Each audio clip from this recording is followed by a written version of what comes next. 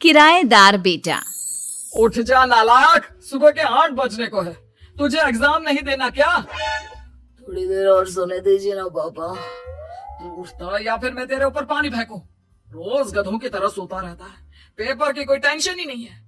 और एक हमारा समय था जब हम पेपर में फेल होने के डर से रात भर पढ़ा करते थे, सो ही नहीं पाते थे। तो क्या आप उसका बदला मुझसे लेंगे? मैं 15 मिनट बाद उठ जाऊंगा, आप प्लीज जाइए, मुझे डिस्टर्ब मत कीजिए। इतना कहकर रौनक रजाई ढककर फिर से सो जाता है। तू ऐसा नहीं मानेगा, रुक मैं अभी पानी लेकर आता हूँ। बस फिर क्या था, इतना कहकर वो भागते हुए बाथरूम में जाते हैं और पानी की एक बड़ी सी बाल्टी लाकर रौनक के ऊपर फेंक देते हैं। पानी पड़ते ही रौनक झट से उठ जाता है। ये आपने क्या किया पापा? अब तू उठेगा नहीं तो यही करना पड़ेगा ना। वैसे थैंक्स डैड, आपके कारण ना अब मुझे नहाने की भी जरूरत नहीं पड़ेगी। चलिए अब आप माँ से बोलकर मेरे कपड़े निकलवा दीजिए, तब तक मैं ब्रश कर लेता हूँ। वैसे कल ना आप एक काम और करना, नहलाने के साथ साथ मुझे ब्रश भी करवा देना। ये ब्रश करने में ना मुझे बहुत आलस आता है। रौनक की बातों से अरविंद का मुंह खुला का खुला रह जाता है। वो अपनी पत्नी कमला के पास जाता है और रौनक की हरकतों के बारे में बताता है, जिसे सुन उसकी पत्नी हंसने लगती है। तुम अपने बेटे को समझाने के बजाय हंस रही हो। रौनक बच्चा है, धीरे धीरे सुधर जाएगा। आप क्यों उसके पीछे पड़े रहते हो? अभी नहीं सुधरेगा तो कब सुधरेगा? 10वीं क्लास में है रौनक, वो अब कोई बच्चा नहीं रहा। अरविंद की इतना बोलते ही वहाँ रौनक भी आ जाता है। क्या डैड, मैंने आपको एक काम दिया था, वो भी नहीं हुआ आपसे। अरे क्या हुआ बेटा?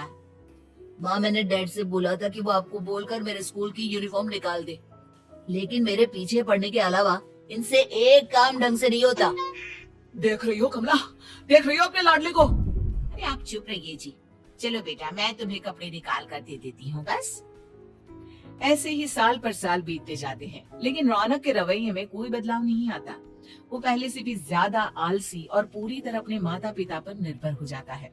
2 साल बाद पता नहीं कहाँ गायब रहता है पूरे दिन, अब तक तो आ जाना चाहिए था। अरे आप इतनी फिक्र क्यों कर रहे हैं उसकी? दोस्तों के साथ खेल रहा होगा, आ जाएगा अभी। ये कोई टाइम है खेलने का? 10 बजने वाले हैं, इतनी रात में कौन खेलता है? कमला कुछ कहती उससे पहले ही रौनक वहाँ आ जाता है। मम्मी जल्दी से खाना लगा दो, बहुत भूख लग रही है। तुम्हें तब तक खाना नहीं मिलेगा जब तक तुम बता नहीं देते कि इतनी रात गए कहाँ से आ रहे हो। ओह प्लीज डैड, अब आप एसी पे प्रद्युमन बनकर मेरे सर पर बंदूक लेकर मत बैठ जाना। अपनी फालतू की बकवास बंद कर और बता कहाँ से आ रहा है। माँ अब समझाइए ना डैड को। बता देना बेटा, इनको भी तसल्ली हो जाएगी। आप बोल रही हैं तो बता देता हूँ, मैं दोस्तों के साथ मूवी देखने गया था, इसलिए देर हो गई। तू इन सब चीजों में मेरे पैसे उड़ाता है? कभी 1 रुपया कमाने के बारे में सोचा है तूने? जब देखो हवा की तरह पैसे उड़ाता रहता है। माँ अब आप इन्हें चुप करा दीजिए, वरना ना मुझे गुस्सा आ जाएगा। अच्छा क्या कर लेगा? बता ना, क्या कर लेगा तू? वैसे बात तो ठीक ही है, मैं कर ही क्या सकता हूँ, पैसे तो फिर भी मैं आपसे ही मांगूंगा ना। चलिए अब ये सब बात छोड़िए और मम्मी मेरे लिए खाना लगा दीजिए। अभी लगा देती हूँ बेटा। मैं बता रहा हूँ कमला, एक दिन ये ऐसे ही बिगड़ जाएगा। उफो, आप क्यों इतना पीछे पड़े रहते हो मेरे बच्चे के? बाद की बाद में देखेंगे, अभी आप शांति से उसे खाना खाने देंगे। अगले दिन डैडी मुझे 10,000 रुपए चाहिए। हाँ? अब इतने पैसे क्यों चाहिए तुझे? डैड अब बिना सवाल किए कभी पैसे नहीं दे सकते क्या? जब तक तू बताएगा नहीं तुझे पैसे भी नहीं मिलेंगे। अरे अब आप अपने बेटे को पैसे भी नहीं दे सकते? नालायक, तेरी उम्र के लोग नौकरी करते हैं और एक तू है जो नौकरी करने का नाम ही नहीं लेता कभी। आप लोगों के होते हुए भला मैं नौकरी क्यों करूं? अरे हम कब तक पैसे देंगे तुझे? तुझे भी तो अपने पैरों पर खड़ा होना होगा ना। कौन सा उधार के पैरों पर खड़ा हूँ? अपने ही तो पैरों पर खड़ा हूँ मैं। इसी तरह रौनक दिन प्रतिदिन लापरवाह होता जाता है उसकी लापरवाही को देखते हुए अरविंद और कमला अपने बेटे की शादी कराने का फैसला लेते हैं और 1 महीने के अंदर अंदर ही रौनक की शादी मेघा नाम की लड़की से करा देते हैं। शादी के कुछ दिन बाद, रौनक, मुझे एक अच्छी सी साड़ी चाहिए, आप ला दोगी ना? हाँ, क्यों नहीं। कितने तक की आती है साड़ी? यही करीब 5,000 तक की। तुम चिंता मत करो, मैं आज ही डैडी से पैसे मांगकर तुम्हारे लिए साड़ी ले आऊंगा। आप कब तक ऐसे ही अपने पापा से पैसे मांगते रहेंगी? कोई अच्छी सी नौकरी क्यों नहीं कर लेते आप? अरे डैड के होते हुए मुझे नौकरी करने की जरूरत ही क्या है? पर आप ऐसे कब तक उनसे पैसे मांगते रहेंगे? कुछ आपको अपने दम पर भी तो करना होगा ना? अब तुम भी बाकी लोगों की तरह मुझे ज्ञान देना शुरू मत कर देना। साड़ी चाहिए ना तुम्हें, मिल जाएगी बस। इतना कहकर रौनक अपने पिता से पैसे मांगने चला जाता है। डैडी, मुझे 5,000 रुपया चाहिए। अब 5,000 क्यों चाहिए तुझे? वो मेघा को साड़ी चाहिए थी। अरविंद आगे बिना कुछ कहे चुपचाप उसे पैसे निकाल कर दे देता है।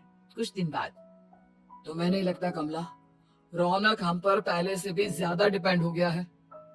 मुझे तो अब उसके भविष्य की चिंता होने लगी है। कल को हमें कुछ हो गया तो वो क्या करेगा? काश तुमने पहले ये सोच लिया होता तो आज हमारा बेटा इतना लापरवाह नहीं होता। तब मुझे कहाँ पता था कि मेरा लाड प्यार उसे इतना बिगाड़ देगा कि वो इस हद तक लापरवाह बन जाएगा। कोई बात नहीं, अभी भी देर नहीं हुई। मुझे पता है उसे कैसे सुधारा जा सकता है। कैसे? अरविंद कुछ कहता उससे पहले रौनक वहां आ जाता है और पैसों के लिए हाथ फैलाने लगता है। डैड, मैं और मेघा बाहर घूमने जाना चाहते हैं। अरे वाह, ये आज सूरज कहाँ से निकला है? Dad please. अच्छा चलो अब मुद्दे की बात करो। मुझे अब 25,000 चाहिए। अब तुम्हें 1 रुपया भी नहीं मिलने वाला। अगर तुम्हें पैसों की इतनी ही जरूरत है तो कोई ढंग की नौकरी कर लो। मम्मी, आप कुछ कहिए ना डैड को। बेटा, वो गलत क्या बोल रहे हैं? ये सब हम तेरे भले के लिए ही तो कर रहे हैं। मम्मा, मैंने बताया ना आपको, मुझे नहीं करनी कोई जॉब वॉब। तो ठीक है, निकल जाओ हमारे घर से। तुम्हारे जैसे लोगों के लिए मैंने ये घर खड़ा नहीं किया है। जितना ये घर आपका है ना, उतना ही मेरा भी है। मैं कहीं नहीं जाने वाला। जाना तो पड़ेगा ही तुझे, क्योंकि अब मैं तेरा कोई भी खर्चा नहीं उठाने वाला। ठीक है, मत उठाइए मेरा खर्चा, मैं अपने दम पर भी जी सकता हूँ। तो बेशर्मों की तरह अब तक यहाँ क्यों खड़ा है? अपना सामान ले आओ, निकल जाए यहाँ से। रौनक पैर पटकते हुए वहां से चला जाता है। घर से निकालना जरूरी है क्या उसे? बिना पैसों के कौन रखेगा उसे किराए पर? अगर उसका भविष्य सुधारना है तो हमें अपने दिल पर पत्थर रखकर ये कदम उठाना ही होगा। दोनों बात कर रहे होते हैं कि रौनक अपनी पत्नी के साथ एक बड़ा सा बैग लेकर घर से निकल जाता है, लेकिन घर से बाहर उसे कोई भी मुफ्त में अपने घर किराए पर नहीं रखता। अंत में थक हार कर वो फिर से अपने घर चला जाता है। क्या हुआ? थोड़ी देर पहले तो दहाड़ते हुए घर से निकला था, अब क्या हुआ? नहीं रखा ना किसी ने तुझे किराए पर? डैड प्लीज, मैं कुछ दिनों में कोई अच्छी सी नौकरी शुरू कर दूंगा। आप तब तक तो हमें रख लीजिए प्लीज। सुबह से रात हो चुकी है लेकिन कोई हमें रखने को राजी नहीं है। अब आप ही बताइए, इतनी रात को मैं मेघा को लेकर कहाँ जाऊंगा? ठीक है ठीक है, बहू की वजह से मैं तुझे घर पर रख रहा हूँ, लेकिन तू इस घर में एक बेटे की नहीं बल्कि एक किराएदार की हैसियत से रहेगा। 3 महीने है तेरे पास। इन 3 महीनों के अंदर अंदर मुझे तेरी पहली तनख्वाह हाथ में चाहिए, समझ गया? पक्का डैड, इन 3 महीनों के अंदर अंदर तो कोई बढ़िया सी नौकरी ढूंढ ही लूंगा मैं। ऐसे ही धीरे धीरे समय बीतने लगता है और अरविंद के दिए 3 महीनों में से 2 महीने बीत चुके होते हैं। पापा जी ने हमें 3 महीने दिए थे, जिसमें से 2 महीने तो बीत चुके हैं। अब ये आखिरी महीना बचा है।